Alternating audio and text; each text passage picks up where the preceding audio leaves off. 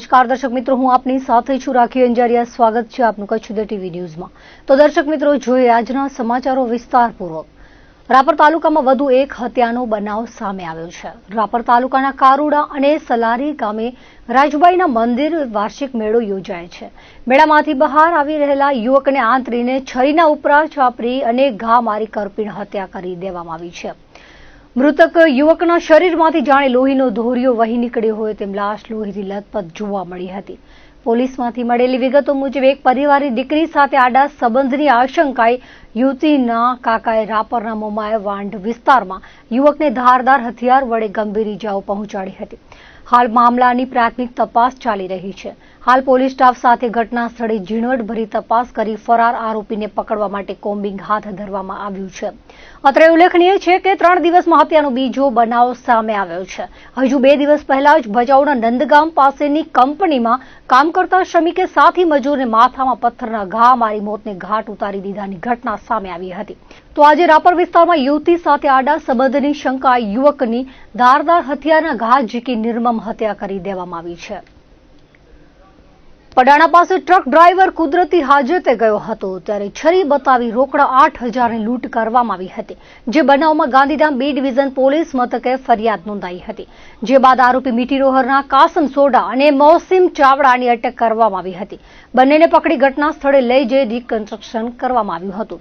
ઉપરાંત આરોપીઓ મીઠીરોહર ગામમાં જે મકાનમાં રહેતા હતા ત્યાં પીજીવીસીએલને સાથે રાખીને તપાસ કરતા ગેરકાયદે વીજ કનેક્શન જણાઈ આવતા 40,000નો દંડ કરાયો હતો।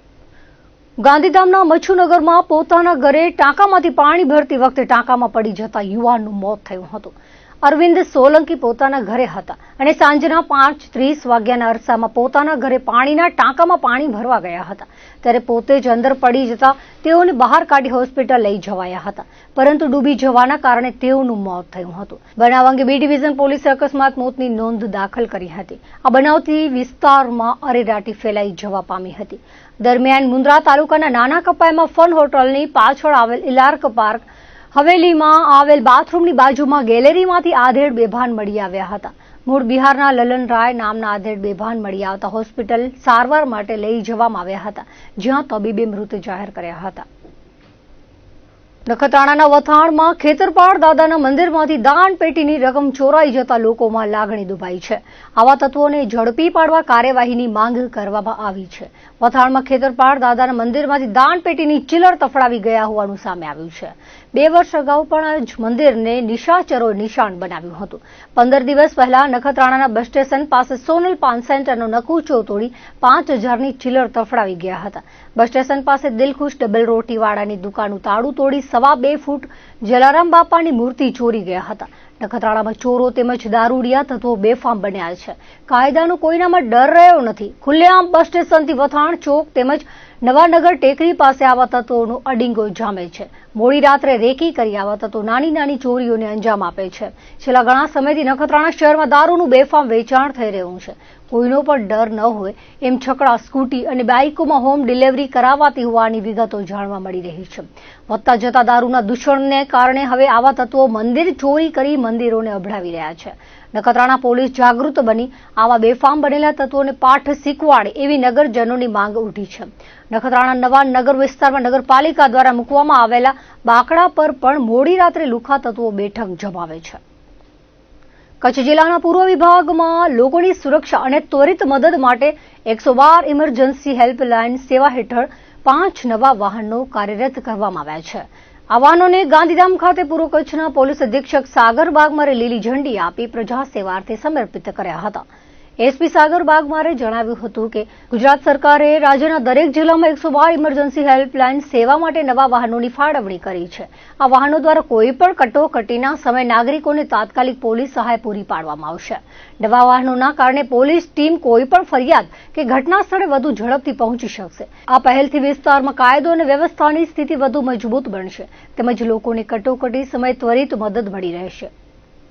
આજે પૂર્વ કચ્છ ગાંધીધામ જિલ્લામાં ડાયલ 112 હેઠળ જે ગુજરાત સરકાર શ્રી તરફથી વાહનો આપવામાં આવ્યા છે અને જે પ્રોજેક્ટ ચાલુ કરવામાં આવ્યું છે, જેમાં એક સિંગલ નંબર તરીકે પોલીસ ડિપાર્ટમેન્ટ લગતી જે કોઈ લોકોને કોઈ ફરિયાદ હોય તો રજૂઆત હોય અને 112 ઉપર જ્યારે ફોન કરે અને એમાંથી જે કન્સર્ન પોલીસ સ્ટેશનમાં જે એમની ફરિયાદ આવતી હોય તો એ પ્રમાણે આ 112 હેઠળની જે ગાડીઓ છે એમાં જે સ્ટાફ દ્વારા તાત્કાલિક ઘટના સ્થળે જઈને એમાં આગળની કાર્યવાહી કરવામાં આવશે એ પ્રમાણેની અને એ ઉદ્દેશ્યથી આ 112 હેઠળનું આ વાહનો જે છે એ દરેક જિલ્લામાં આપવામાં આવ્યા છે અને એ જ અંતર્ગત પૂર્વ કચ્છ ગાંધીધામમાં પણ આજે 5 વાહનોને ફ્લેગ ઓફ કરીને એક કન્સર્ન પોલીસ સ્ટેશનમાં આજથી એ લોકોની કામગીરી શરૂ થશે અને આ મેઇન ઉદ્દેશ્ય જે છે લોકોને હિતકારી માટે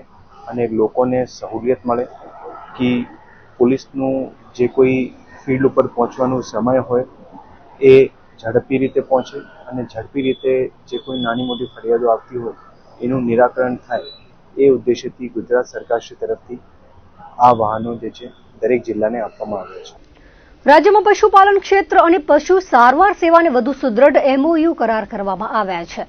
ભુજ ખાતે નવીન પશુ ચિકિત્સા અને પશુપાલન મહાવિદ્યાલય સ્થાપવા માટે પશુપાલન ખાતા અને કામધેનુ યુનિવર્સિટી ગાંધીનગર વચ્ચે મહત્વપૂર્ણ સમજૂતી કરાર કરવામાં આવ્યા છે. ગાંધીનગર ખાતે પશુપાલન મંત્રી રાઘવજી પટેલ અને પશુપાલન વિભાગના સચિવ સંદીપકુમારની ઉપસ્થિતિમાં પશુપાલન નિયામક ડોક્ટર ફાલ્ગુની ઠાકર અને કામધેનુ યુનિવર્સિટીના કુલપતિ ડોક્ટર DP ટાંક દ્વારા MOU પર હસ્તાક્ષર કરવામાં આવ્યા હતા. મુખ્યમંત્રી ભૂપેન્દ્ર પટેલના નેતૃત્વ હેઠળની રાજ્ય સરકાર દ્વારા ભુજ ખાતે નવીન પશુ ચિકિત્સા અને પશુપાલન મહાવિદ્યાલયની મંજૂરી આપવામાં આવી હતી. આ સમજૂતી કરારનો મુખ્ય ઉદ્દેશ્ય ભુજ ખાતે પશુપાલન ખાતાના માલિકી હેઠળની 38 એકર અને 23 ગુઠા જમીન કામધેનુ યુનિવર્સિટી હસ્તક સોંપવાનો છે. આ જમીન અને મિલકતનો ઉપયોગ પશુ ચિકિત્સા અને પશુપાલન મહાવિદ્યાલયના શૈક્ષણિક સંશોધન તથા વિસ્તરણ કાર્યો કરવા માટે કરવામાં આવશે. વેટરનરી કાઉન્સિલ ઓફ ઇન્ડિયા નવી દિલ્હી દ્વારા નિર્ધારિત માપદંડો મુજબ જરૂરી જમીન, મકાન અને અન્ય સુવિધાઓ ઉપલબ્ધ કરાવવામાં સમજૂતી કરાર ખૂબ ઉપયોગી સાબિત થશે. આ પહેલથી કચ્છ અને રાજ્યના અન્ય પશુપાલકોને આધુનિક પશુ ચિકિત્સા અને સંશોધનના લાભો મળશે. મહાવિદ્યાલયને વહેલી તકે કાર્યરત કરવા માટે કામધેનુ યુનિવર્સિટી દ્વારા અંદાજે 38 જેટલા સ્ટાફની નિમણૂક પણ કરી દેવામાં આવી છે. ભુજ ખાતે નવીન મહાવિદ્યાલય કાર્યરત થતા ગુજરાતમાં 6 પશુ ચિકિત્સા અને પશુપાલન મહાવિદ્યાલયો કાર્યરત થશે, જે પશુપાલન ક્ષેત્રે શિક્ષણ અને સંશોધનને વધુ વેગ આપશે.